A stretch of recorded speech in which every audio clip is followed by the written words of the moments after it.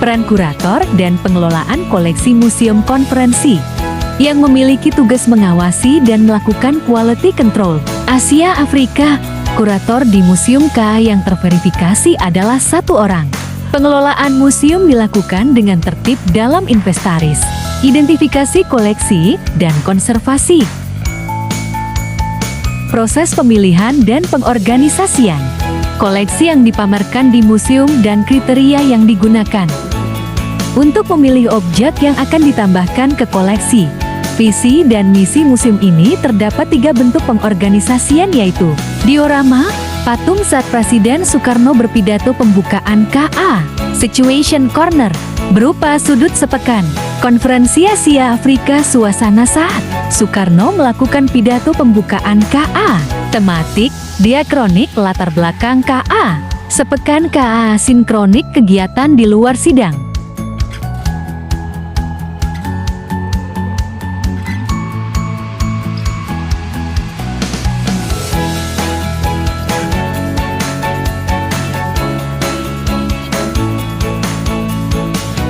Koleksi Museum KA berdasarkan tangible dan intangible koleksi yang termasuk pada jenis tangible seperti gedung Merdeka sebagai cagar budaya dan juga intangible seperti hasil dari KA itu sendiri. Selain itu, arsip dari KA ini pun dijadikan arsip oleh UNESCO. Kriteria yang digunakan dalam memilih objek yang akan ditambahkan ke koleksi. 1. Tidak berbahaya untuk semuanya, baik untuk koleksi, pengelola, dan pengunjung. Kedua, sekaitan dengan KA, seperti peralatan saat peringatan KA 50 tahun pada 2005 dan peringatan ke-60 pada 2015. Ketiga, pertimbangan mengenai pemanfaatan dan pengembangan. 4. Pemilihan berdasarkan visi dan misi dari Museum KA. Museum KA ini juga memiliki cara perawatan untuk koleksinya, yaitu 1. Menyesuaikan suhu ruangan. 2. Rutin melakukan konservasi dan reservasi. 3. Melakukan digitalisasi. Oke guys, jadi kali ini kita di Museum Perbendaharaan akan wawancara bersama edukatornya yang bernama Mas Arif. Strategi apa yang dilakukan untuk melibatkan pengunjung dapat aktif gitu dalam pembelajaran di museum agar tidak merasa bosan atau jenuh saat di museum? Oh gitu. Strateginya yang pertama, langsung jawab aja ya berarti ya? Iya. Strateginya yang pertama mengenalkan dari historical gedung itu sendiri. Nah, jadi kan teman-teman ini dari ilmu sejarah itu. Bukan. Pendidikan ilmu sejarah ya. Jadi selamat datang sekaligus sebagai pembukaan di Gedung Diwarna, gedung yang merupakan gedung cagar budaya nasional. Jadi kalau misalkan nanti teman-teman bisa bandingkan dengan gedung lain, salah satu nilai jual di museum ini adalah museum yang terletak di Gedung Diwarna. Nah, nanti mungkin belajar apa yang namanya cagar budaya nasional. Jadi teman-teman ini masuk ke gedung yang levelnya setara dengan gedung 1 Istana Kepresidenan Bogor dan juga beberapa gedung cagar budaya nasional lain yang selevel dengan tipe A. Nah, kenapa itu jadi menarik? Karena sebelum orang itu masuk ke museum, orang itu akan datang ke sebuah lokasi gedung yang bersejarah untuk pelaksanaan konferensi Asia Afrika. Udah tahu ya mungkin ya, KA gitu, pernah dibahas mungkin di materi kuliah atau di SMA, yang mana salah satu nilai jual kita adalah umumnya orang itu akan ingat KA itu seremonialnya di Gedung Merdeka. Tapi sidang, rapat, dan segala macam kegiatan-kegiatan komitenya ada di gedung kami. Nah, itu yang membuat akhirnya pengunjung itu tertarik. Jadi kita pendekatannya adalah historical dulu kepada teman-teman yang baru masuk ke gedung yang bersejarah. Setelah itu memang pada penggunaannya gedung ini tidak hanya sebatas digunakan untuk konferensi Asia Afrika. Sebetulnya panjang sejarahnya itu digunakan oleh Departemen Keuangan atau sekarang Kementerian Keuangan. Perjalanan panjang digunakan oleh Kementerian Keuangan untuk sebagai kantor pelaksanaan tugas di daerah. Baru akhirnya kita masuk ke tentang perbendaharaan itu. Berarti gedung ini juga masih dipakai untuk kantor kementerian?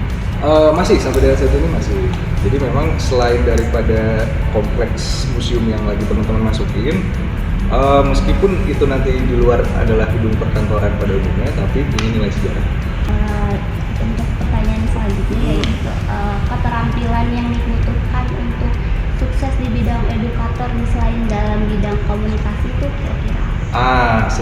Keterampilan yang mungkin ya salah satu mungkin yang utama dan pertama itu pengetahuan dari edukator itu sendiri, karena kan mau bagaimanapun meskipun kayak misalnya saya belum hidup ya di zaman pada saat itu, tapi kan kita punya kesempatan untuk menggali informasi mengenai apa yang sedang kita kerjakan, itu satu. Terus yang kedua juga updating mengenai relevansi dengan zaman sekarang, karena kadang-kadang itu kita sedikit punya gaya yang beda dengan orang-orang terdahulu ketika menjelaskan. Mungkin di zaman bapak ibunya yang generasi X gitu ya mungkin ya, atau baby boomer, punya kedekatan historikal dengan pelaksanaan suatu kegiatan. Cuma kalau kita nih kayak misalnya saya terus kakak-kakak di sini kan kelompok-kelompok Gen Z ini yang mungkin sudah lewat dari pelaksanaan sejarahnya. Jadi akhirnya kita harus coba mengejar relevansi apa sih yang ada di dahulu dan dikaitkan dengan yang kondisi sekarang. Harapannya dengan berkembang dan bertambahnya kapabilitas dari seorang edukator, masyarakat secara umum dapat merasakan dan juga mengenal manfaat dari masing-masing kementerian lembaga yang ada di Indonesia. Nggak cuma kami ya, maksudnya semua museum baik itu biologi, perbendaharaan, Sri Baduga dan seterusnya. Karena edukator adalah orang pertama yang menjadi representasi dari pimpinan.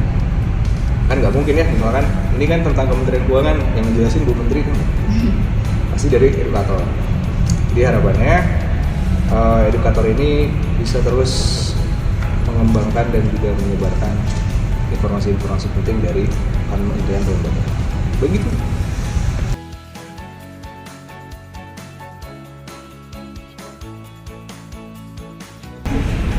Lubangnya ini semuanya ada dulu. Tulisannya ini banyak ya, gedung di warna itu masih ada dulu. Meskipun kalau sekarang udah trotoar, tapi rumputnya, tiang-tiangnya, jumlah tiangnya juga nggak kita kurangin, masih sama. Dari pertama kali Karena cagar budaya nasional nggak bisa langsung dirubah strukturnya. Banyak sejarah-sejarah.